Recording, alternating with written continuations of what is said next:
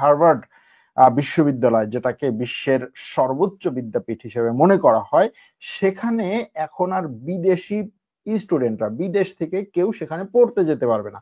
ট্রাম্পের নতুন করে পরিকল্পনা অনুযায়ী সেখানে ভর্তি হতে পারবে না কোনো বিদেশি, বা যদি কেউ চান্স পায়ও তাকে ভিসা দিবে না আমেরিকা। শুধুমাত্র তাই না, আমেরিকার আরো বড় বড় কিছু বিশ্ববিদ্যালয়কে বিদেশি কোনো শিক্ষার্থী যেন না নিতে পারে সেটার জন্য বিভিন্নভাবে তাদের হাত পাচ্ছে আমেরিকান এই সরকার। আর কিছু কিছু বিশ্ববিদ্যালয়ের পুরোপুরি তাদের যে কার্যক্রম, অর্থাৎ তাদের যে শিক্ষা কার্যক্রম, সেটাকেই বন্ধ করার পায়তারা করছে। কিছু কিছুতে তো হচ্ছে আমেরিকার ট্রাম্প প্রশাসন অলরেডি তাদের সরকারের যে অনুদান, সরকারের যে অর্থনৈতিক সাপোর্ট, সেটাকে বন্ধ করে দিয়েছে। এরকম অনেকগুলো বিষয় আছে আমেরিকায়।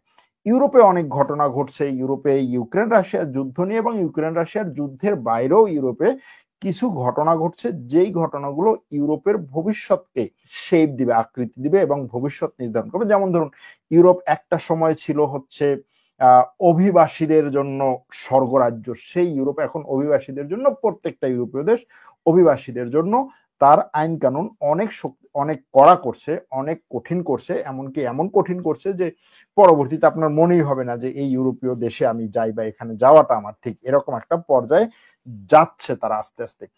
ইউরোপ আগামী 2030 সালের জন্য যুদ্ধের প্রস্তুতি নিতে চায়। এটার জন্য ইউরোপের বিভিন্ন দেশ কাজ করছে, আমেরিকাও বলছে, ন্যাটো পর্যন্ত বলছে। ন্যাটোর প্রধান গতকালকে বলছে যে আমরা হচ্ছি এখন সোভিয়েত ইউনিয়ন যত শক্তিশালী ছিল তার চেয়েও বেশি শক্তিশালী। তারপরে হচ্ছে চীন সবচেয়ে শক্তিশালী যে সময় ছিল তার চেয়েও শক্তিশালী। ব্রিটেন এক সময় যে শক্তিশালী ছিল তার চেয়েও শক্তিশালী। বিশ্বে এরকম সুপার পাওয়ার এর আগে কখনো ছিল না, ন্যাটো এত সুপার পাওয়ার। এটা হচ্ছে ন্যাটো প্রধানের কথা। যখন কোনো সামরিক শক্তি এই ধরনের কথা বলে তখন এটার ফল দুই ধরনের হয়। একটা হচ্ছে যে ও নিজের পতন নিয়ে আসতেছে, নিজের পতন ডেকে নিয়ে আসতেছে, আর এই পতন ডেকে নিয়ে আসার পিছনে সে এরকম দাম্ভিকতা অহংকার করে। আর দ্বিতীয় হচ্ছে যে সে সত্যি সত্যি নিজেকে এরকম মনে করতেছে এবং সে তার বিরুদ্ধে যে দাঁড়াবে তার সাথে সরাসরি যুদ্ধে জড়াবে, এরকম একটা পরিস্থিতি। দেখুন, ন্যাটো বলছে যে, আমেরিকা বিশেষ করে বলছে যে ন্যাটোর যতগুলো দেশ আছে সবগুলো দেশের সামরিক বাজেট তার দেশের মোট বাজেটের 5% নিয়ে আসতে হবে। এটা কিন্তু একসময় 2% নিয়ে আসার কথা বলা হয়েছিল। অনেক দেশেই 2% নিয়ে আসতে হবে। ছোট ছোট দেশ যার বাজেটই ধরেন মানে কয়েক টাকা, এখন সে ওটার যদি 5% 2% নিয়ে আসে, এটা ব্যাপক টাকা। এখন তার বিমান আছে একটা, এখন সে একটা বিমানের জন্য কত বাজেট দেবে? তার সেনাবাহিনী আছে, ধরেন সেনার সদস্য আছে হচ্ছে 300, এখন 300 সেনা সদস্যের জন্য সে কত বাজেট দেবে? এখন আমেরিকার কথা হচ্ছে না, তুমি বাজেট বাড়াও, তুমি আরো বেশি অস্ত্র নাও, আরো বেশি বিমান কেন, আরো বেশি এটা কেন সেটা কেন। যাই হোক, এখন সেই বাজেটের পরিমাণটা 5% নিয়ে আসার জন্য চাপ দেওয়া হচ্ছে। ইউরোপের অনেক দেশ বলছে যে না ভাই, আমরা এটা পারতেছি না। এখন এই মুহূর্তে ইউরোপ, আমরা যেহেতু অভিবাসীদের নিয়ে ব্যাপক একটা ঝামেলা আছে, ইউরোপের অনেক দেশ অভিবাসীদের ঠেকানোর জন্য বিভিন্ন ভাবে চেষ্টা করতেছে। দেশের মধ্যে যারা আছে তাদেরকে বের করে দিতেছে। চাকরি সমস্যা, দেশের মধ্যে যারা আছে, দেশের জনগণের চাকরি সমস্যা, অনেক ফ্যাক্টরি বন্ধ হয়ে যাচ্ছে। সুতরাং এই মুহূর্তে এই বাজেটের দিকে, সামরিক বাজেটের দিকে নজর দেওয়ার আমাদের সুযোগ নাই। কিন্তু ইউক্রেন রাশিয়ার যুদ্ধকে জিয়ে রেখে যেটা বলা হচ্ছে তাদেরকে, সেটা হচ্ছে যে রাশিয়া 2030 সালের মধ্যে ইউক্রেনের পরে ইউরোপকে সাইজ করতে নামবে। সুতরাং তোমাদের এটার বিরুদ্ধে দাঁড়ানো দরকার, এটার বিরুদ্ধে তোমাদের শক্তিশালী হওয়া দরকার। এবং আমেরিকার কথা হচ্ছে এজন্য আমার কাছ থেকে তোমরা আরো বেশি যুদ্ধ বিমান কেন, আরো বেশি এয়ার ডিফেন্স সিস্টেম কেন। দেখা যাক এটা কোন দিকে যায়। বিবর্তন তত্ত্ব নিয়ে আমাকে কয়েকটা জিনিস লিখেছেন কিছু কিছু লোক, যারা এই বানর হওয়ার জন্য যথেষ্ট পরিমাণে উঠে পড়ে লেগেছেন। এরকম কিছু প্রেমী আমার পিছনে লেগেছেন। আমি একবার বিবর্তন তত্ত্ব নিয়ে বলেছিলাম যে বিবর্তন তত্ত্বটা হচ্ছে একটা পুরোপুরি ভুয়া তত্ত্ব, এবং এটা শুধুমাত্র আমি না, এটার পেছনে বহু বৈজ্ঞানিক গবেষণা পর্যন্ত আছে যে এইটা এখনো পর্যন্ত প্রমাণিত কোনো তত্ত্ব না। এবং যেটা হয় আর কি বিজ্ঞানে, যে কেউ একটা তত্ত্ব নিয়ে আসে, সেটাকে পরবর্তী কেউ এসে বলে যে না এটা সঠিক না। এরকম অনেক আছে, অনেক সূত্র আছে, কেমিস্ট্রির অনেক সূত্র আছে, যেই সূত্রগুলো কোনো একজন বিজ্ঞানী প্রথম একটা নিয়ে আসে, সেটার উপরে কাজ করে, পরের বিজ্ঞানী বলে যে না, ওনার এই সূত্রটা আসলে এই জায়গায় গিয়ে ভুল ছিল, এটাকে এইভাবে করলে সঠিক হতো, বা এটাকে এইভাবে করলে এই ধরনের একটা ফলাফল আসতো। সুতরাং সেরকম ভাবেই এই যে বিবর্তন তত্ত্ব, এটা নিয়ে এখন বিশ্বের প্রায় সব দেশেই এটা নিয়ে যথেষ্ট পরিমাণে সন্দেহ, এবং এটার বিরুদ্ধে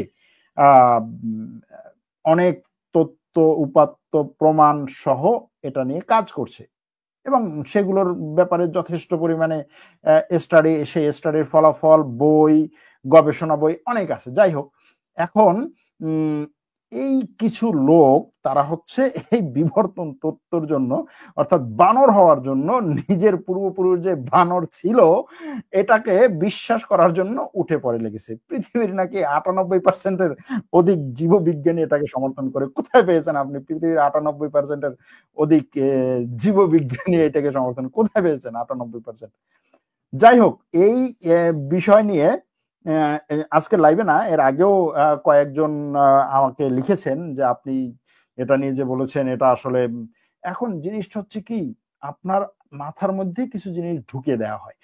এই ঢুকিয়ে দেওয়া জিনিসগুলোকে আপনি যখন যথেষ্ট পরিমাণে হচ্ছে স্বীকার করে নিবেন, তখন এটার বিরুদ্ধে কোনো কিছুকেই আপনার ভালো লাগবে না। দ্বিতীয় হচ্ছে, যদি আপনি ব্যাপক পরিমাণে ইহুদি প্রেমী হয়ে থাকেন, তাহলে হয়তো এটার বিরুদ্ধে বলতে গিয়ে আমি যে কথাগুলো বলেছিলাম সেটাকে আপনার ভালো লাগবে না, এরকম হতে পারে। যাই হোক, এটা এখানে এর আগেও দেখেছি এই কমেন্টটা, এই জন্য আজকে এটাকে বললাম। এখন তুরস্ক নিয়ে কথা বলা দরকার। অবশ্যই একজন দর্শক প্রশ্ন করেছেন, খুব ভালো লেগেছে এই বিষয়টা, যে তুরস্কের বিরোধী দলীয় 5 মেয়রকে আজ গ্রেফতার করা হয়েছে, এই ব্যাপারে কিছু লিখছেন না কেন? এরদোগানের পা চাটতে অনেক মজা, তাই না? হাসিনা আর গলাবাজ এরদোগান আপন ভাই বোন, আর আপনারা হচ্ছেন হলুদ সাংবাদিক। হলুদ সাংবাদিকতা নিয়ে একটা কথা বলি। তুরস্কে প্রেস কার্ড দেওয়া হয় সরকারের পক্ষ থেকে কিছু সাংবাদিককে, এবং সরকারের পক্ষ থেকে বলতে হয় হচ্ছে সরকারি একটা সংস্থার পক্ষ থেকে, প্রেসিডেন্সির পক্ষ থেকে। তো এই প্রেস কার্ডের গত 100 বছর ধরে এই প্রেস কার্ডের রং ছিল হচ্ছে হলুদ, এবং তুরস্কে এটা বিখ্যাত যে হলুদ প্রেস কার্ড, মানে আপনি যে কোনো জায়গায় গিয়ে এই প্রেস কার্ড দেখাবেন, সবাই অ্যাকসেপ্ট করে, হ্যাঁ হলুদ প্রেস কার্ড। তো কয়েক বছর আগে তুরস্কের সরকার ওটার রংটাকে চেঞ্জ করেছে, হলুদ থেকে চেঞ্জ করে সেটাকে হচ্ছে একটু হালকা নীল করেছে। তো যখন ওই নীল কার্ডটা দেখালাম, তখন কেউ অ্যাকসেপ্ট করে না, এটা কোনো কার্ড হলো নাকি, হলুদ কার্ড লাগবে, সাংবাদিকতার কার্ড হচ্ছে হলুদ। তো ভাই, হলুদ সাংবাদিকতায় তো সমস্যা নাই। এখন জিনিসটা হচ্ছে যে এরদোগানের পা চাটতে অনেক মজা। এখন মজা কিনা সেটা তো আপনি যেহেতু বলছেন, আপনি আগে বুঝবেন যে আসলে পা চাটতে কত মজা, বুঝছেন? যাই হোক, চাটেন, চাটতে সমস্যা নাই, কতজনই তো কতজনের পা চাটে। এখন এই যে তুরস্কের বিরোধী দলীয় 5 জন মেয়রকে গ্রেফতার করেছে। এখন বিরোধী দলের 5 জন মেয়রকে গ্রেফতার করেছে, এটা নিয়ে আপনার ব্যাপক পরিমাণে মাথা ব্যথা। হ্যাঁ, বিরোধী দলের 5 জন মেয়রকে গ্রেফতার করেছে তুরস্কের। 5 জন কেন? তুরস্কের বিরোধী দলের মেয়র গ্রেফতার করা হয়েছে কমপক্ষে 50 জন। আপনি সেটা জানেন কিনা? জানেন না। যাই হোক, তারপরেও এই যে মেয়র গ্রেফতারের বিষয়টা নিয়ে বলি। মেয়র গ্রেফতারের বিষয়টা হচ্ছে শুধুমাত্র মেয়র গ্রেফতার না, এটার সাথে আগামীর নির্বাচন, এটার সাথে আগামীর রাজনৈতিক ইকুয়েশন, এটার সাথে তুরস্কের এই আগামীতে যে একটা সংবিধান নিয়ে আসার কথা, নতুন করে সংবিধান লেখার কথা, সেটা, এটার সাথে বিরোধী রাজনৈতিক দলকে ডিজাইন করা, সবকিছু এটার সাথে সম্পৃক্ত। এবং এটা নিয়ে এই বিরোধী দলীয় মেয়রকে নিয়ে, বিশেষ করে এই 5 জন মেয়র তো কোনো বিষয় না, এখানে মূল বিষয় হচ্ছে ইস্তাম্বুলের মেয়র। এই ইস্তাম্বুলের মেয়রকে গ্রেফতার করা নিয়ে আমি এর আগে যথেষ্ট পরিমাণে গবেষণামূলক এবং ইনসাইট তথ্য দিয়েছিলাম। যদি আপনি সেই ভিডিও না দেখেন, সেটা হচ্ছে আপনার অপারগতা, এবং সেই ভিডিও দেখার পরে আর কারো কাছে এই সমস্ত জিনিস নিয়ে প্রশ্ন থাকবে না।